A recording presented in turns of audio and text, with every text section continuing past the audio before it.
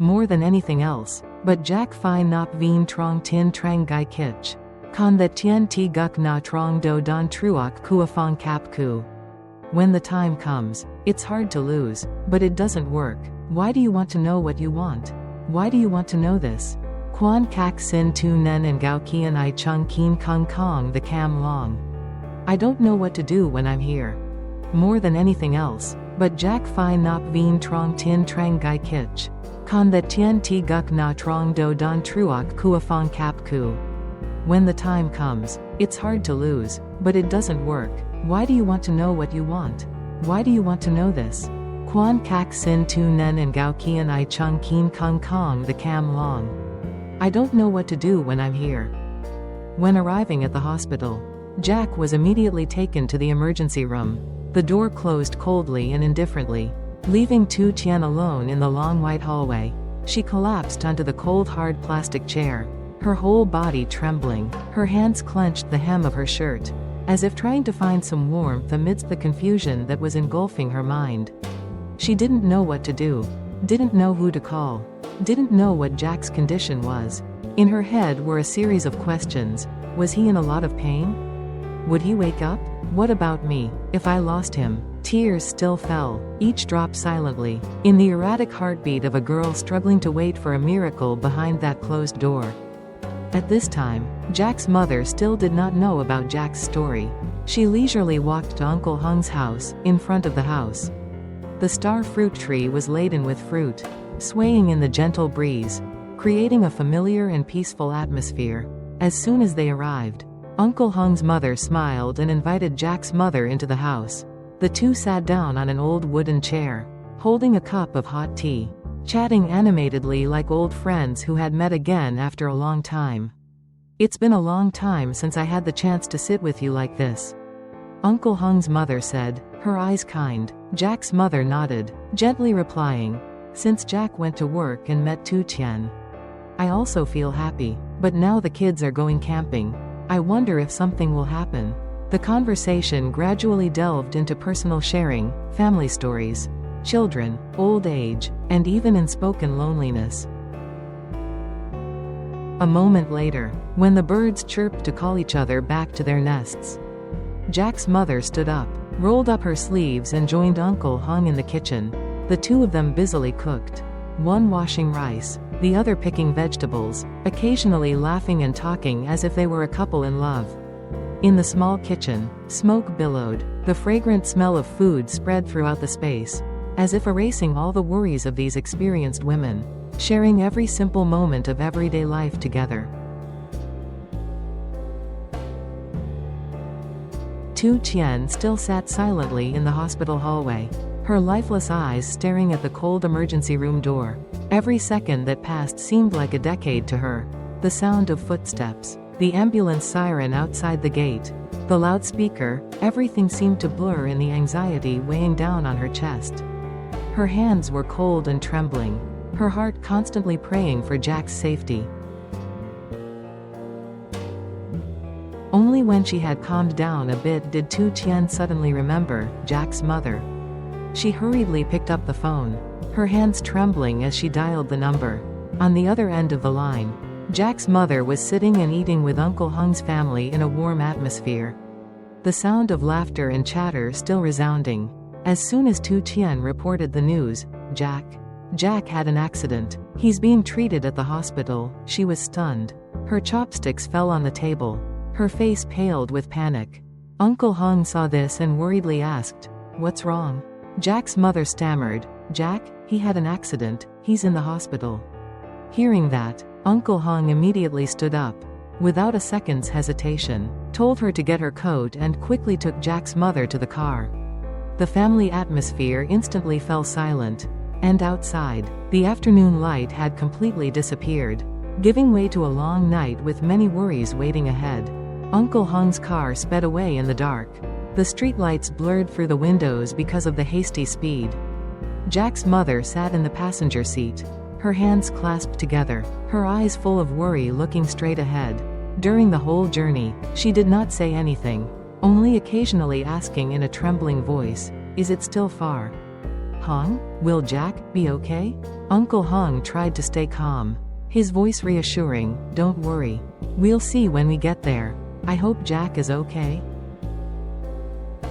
When she reached the hospital gate, Jack's mother almost opened the door and ran down, asking for directions to the emergency room as she ran. Uncle Hong chased after her. The two of them hurriedly ran through the long hallway lit by fluorescent lights. The cold air of the hospital made her heart even heavier. Approaching the emergency room, Jack's mother saw Tu Tien sitting slumped on the chair, his face pale, his eyes red. As soon as he saw Jack's mother, Tu Tien jumped up, tears welling up again. Auntie, I'm sorry, Jack is still in there. The doctor hasn't come out yet. Hearing that, Jack's mother's legs gave out, but she tried to stand firm, running over to grab Tu Tien's shoulder. It's okay, I'm here, don't cry anymore. Her voice faltered, but her eyes were strong. Uncle Hong stood beside her, quietly placing his hand on her shoulder as if to give her strength. The three of them sat together, waiting in silence, their eyes never leaving the emergency room door, where Jack was fighting to return to his loved ones. About 2 hours passed, as heavy as a century. The entire hallway was still quiet, with only the ticking of the clock and the doctor's footsteps occasionally echoing.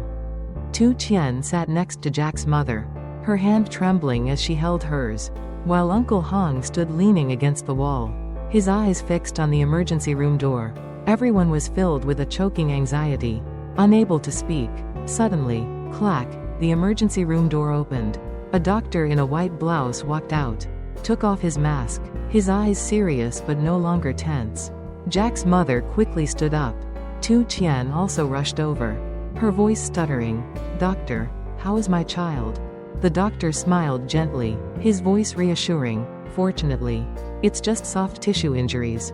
No damage to bones or internal organs. There are some scratches on the shoulder and head due to the impact, but they're not serious. The patient is currently stable and is being monitored further. The family can visit, but not for too long to avoid affecting his health.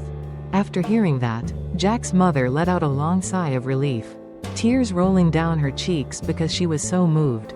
Tu Tien burst into tears, both happy and relieved. All three of them almost jumped up at the same time, looking towards the room, where Jack was lying there, still breathing, still alive, and that was the most precious thing at that moment.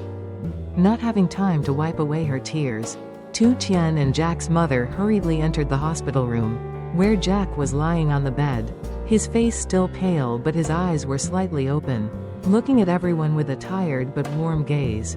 Tu Tien rushed to the bed, grabbed his hand tightly, tears falling down. Jack, you scared me to death. Jack forced a smile, his dry lips moved slightly. I'm sorry.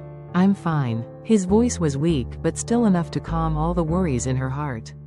Jack's mother walked over, gently placed her hand on her son's forehead, her eyes filled with tears but filled with tenderness. You made me worry to death. But luckily God still loves you.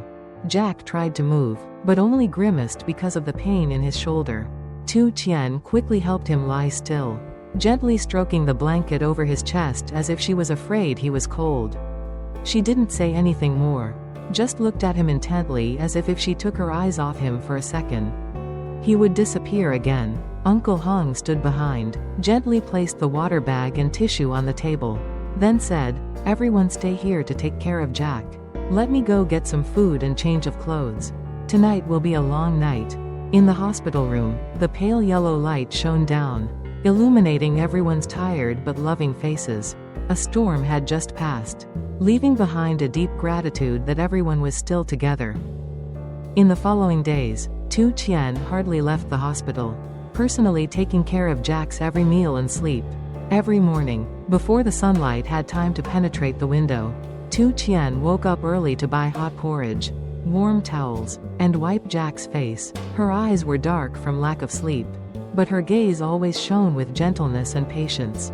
Although Jack was still weak, his heart was extremely warm. Every time he saw Tu Tien busily cleaning, holding porridge in her hands, and rambling on about trivial things to make him happy, he smiled and felt very lucky. Once, he held her hand and said softly, I don't know if something had happened to me that day. What would have happened to you? Tu Tien just shook his head, tears welling up in his eyes. But he tried to smile. There are no ifs. You can't leave me, no matter what. I will be here. Jack's mother often came to take over the shift, forcing Tu Tien to go home and rest. But she just smiled and said, I feel more secure when I'm with him. She took care of Jack meticulously, down to every pill and every small bandage.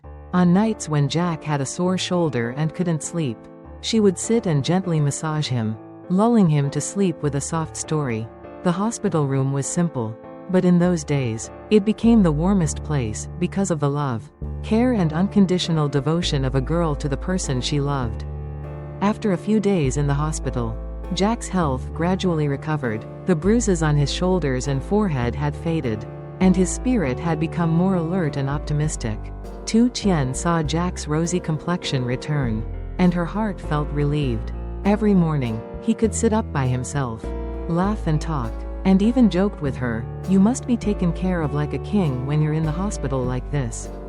That morning, the attending physician pushed the door open and walked in, holding a medical record and a friendly smile. After checking the wound, measuring blood pressure, and listening to his heart and lungs carefully, he nodded in satisfaction. Very good. The soft tissue wound has almost completely healed, and all the indicators are stable. Jack can be discharged from the hospital now. He just needs to go home and rest for a few more days. Avoid strenuous exercise, and remember to return for checkups on schedule. Tu Tien heard that and immediately exclaimed happily, really? Doctor? So he's fine now? The doctor nodded and smiled, thanks to the attentive care. That sentence made both of them look at each other and laugh. Jack's eyes lit up with an indescribable gratitude.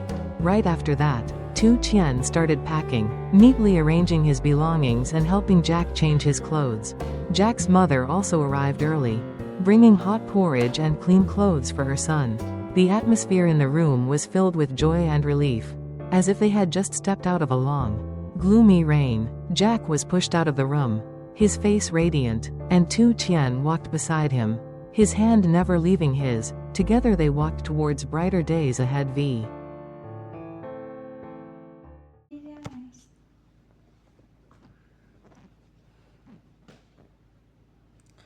Bài thơ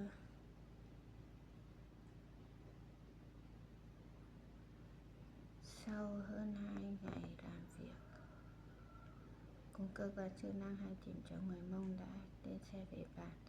Trước khi chia tay, hai thuyền trưởng không quên gửi lời cảm ơn tất cả mọi người đã theo dõi và ủng hộ hành trình đi tìm lại công lý cho mình.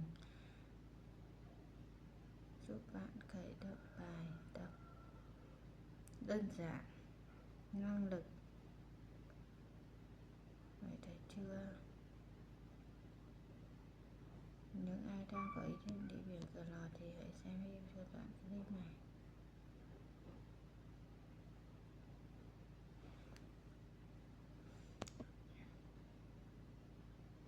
Nhà mình đợt trước mà làm cái nền này là đỡ bận này.